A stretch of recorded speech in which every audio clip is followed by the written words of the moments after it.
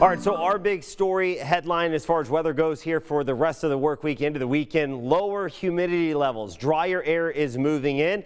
It's been slow going here out of the east-northeast for the last 24 hours, but another frontal boundary is going to work in as we get into Wednesday. That'll give us a reinforcing shot of some drier air.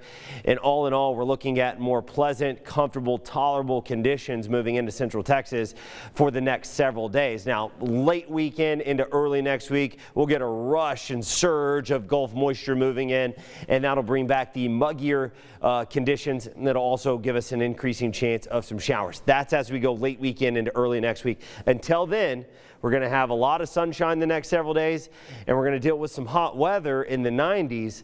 But again, lower humidity levels in the afternoon will make it more tolerable, and we're even going to get some very comfortable mornings. Some of you this morning, especially around I-45, you're further away from the frontal boundary that stalled out, so you're a little more comfortable this morning. It's not as humid. As you get closer to this frontal boundary, that's where the muggier conditions are this morning. It's so again, for areas mainly west of I-35, it's a little more humid, but we will get some lower humidity to come in this afternoon. So this afternoon, we're starting out a little muggy. This afternoon, it will be a little more comfortable out there for our western zones. Our eastern half, you guys are starting out nice this morning. And again, drier air is going to be around all day long. So it's going to be an overall pleasant late summer day for you.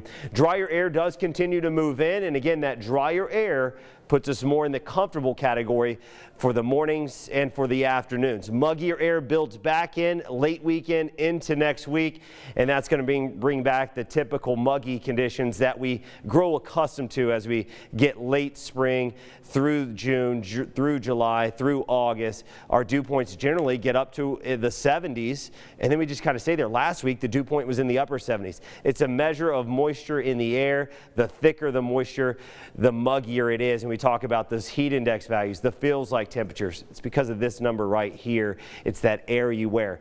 The dew point has been surging here for the last couple of hours. We were a little more comfortable during the overnight hours. Now it's muggy out there.